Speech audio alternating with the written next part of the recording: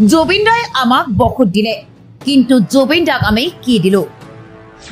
অসমত 30 মিলিয়নৰ ওপৰত মানুহ বসবাস কৰে, কিন্তু কেৱল 1 million hashtag justice for Zubeen গাৰ্গহে হৈছে। জুবিন দাৰ ন্যায়ৰ বাবে এই ডিজিটেল আন্দোলন আমাৰ কৰিবই লাগিব। লণ্ডনৰ পৰা হাফিজ অধিবক্তা আনচাৰীৰ কেইবাটাও গুৰুত্বপূৰ্ণ মন্তব্য। সকলোৱে চেনেলটো ফলো কৰি ভিডিঅ'টো স্কিপ নকৰি সম্পূৰ্ণ ভিডিঅ'টো চাই শ্বেয়াৰ কৰিবলৈ নাপাহৰিব। মই ভাবিছো কমেও 10 মিলিয়ন হ'ব, কাৰণ 75% ওপৰত মানুহে মোবাইল চায়। আহক সকলোৱে 10 million hashtag justice for Zubeen Garg লিখো, যাতে president of India prime minister লগতে সকলো দেশৰ ও গোটেই বিশ্বজুৰি যাতে বিয়পি পৰে hashtag justice for Zubeen Garg.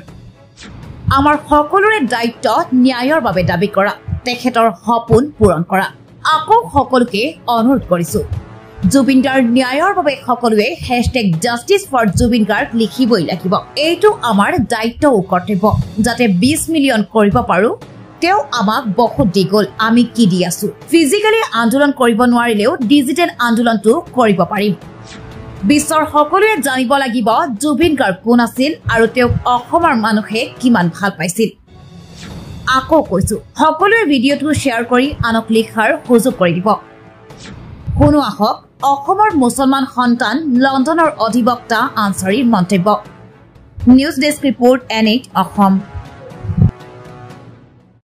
অসমত প্ৰায় 35 মিলিয়ন মানুহ বসবাস কৰে, অৰ্থাৎ প্ৰায় 3 কৰোৰৰ ওপৰত 3 কৰোৰ 50 লাখ মানুহে বসবাস কৰে।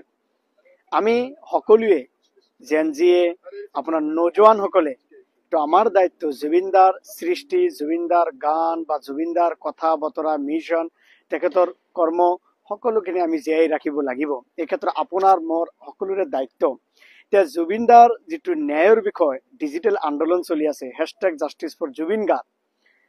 35 মিলিয়ন অসমত বসবাস কৰে, নিয়াৰ বাই অৰ্থাৎ প্ৰায় 40 to 45% নজোৱান হয়, আৰু প্ৰায় 75 to 80% মানুহৰ ওচৰত স্মাৰ্টফোন আছে, আইফোন আছে, আইপেড আছে, লেপটপ বা কম্পিউটাৰ আছে বা স্মাৰ্টফোন আছে, এণ্ড্ৰইড আছে, চেমচাং আছে।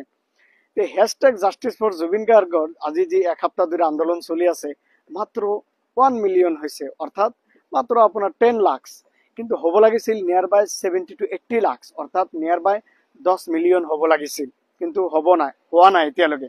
এয়ে মই সকলোকে অনুৰোধ কৰিম, অসমবাসীয়ে ডিজিটেল আন্দোলন বৰ্তমান সায়েন্স এণ্ড টেকনলজিৰ এৰাত বহুত ইম্পৰ্টেণ্ট কৰে। ChatGPTৰ এৰা হ'ল।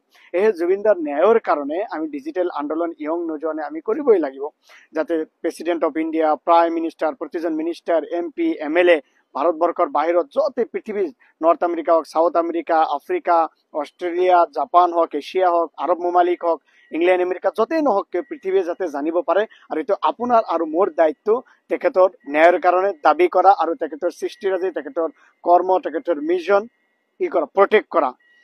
সেয়েহে মই সকলোকে অনুৰোধ কৰিম, যিসকলে এতিয়ালৈকে আমি হেশটেগ জাষ্টিছ ফৰ জুবিন গাৰ্গ লিখা নাই বা যিসকলে আমি নাজানো, ঘৰত যিসকলে ইয়ং নজোৱান আছে, আমাৰ সকলোৰ ওচৰত মোবাইল আছে, জাষ্ট মোবাইলখন ওলাই হেশটেগ জাষ্টিছ ফৰ জুবিন গাৰ্গ লিখি প্ৰায় আমি যাতে 20 মিলিয়ন 30 মিলিয়ন যাতে আমি কৰিব পাৰোঁ। এইটো অসমবাসীৰ সকলোৰে দায়িত্ব, জিম্মাদাৰ। ডিজিটেল আন্দোলনটো আমি কৰিব পাৰিম, ফিজিকেলি কৰিব নোৱাৰিলেও সকলোতো জানিব লাগিব, পৃথিৱীৰ মানে জানিব লাগিব জুবিন গাৰ্গ কি আছিলে।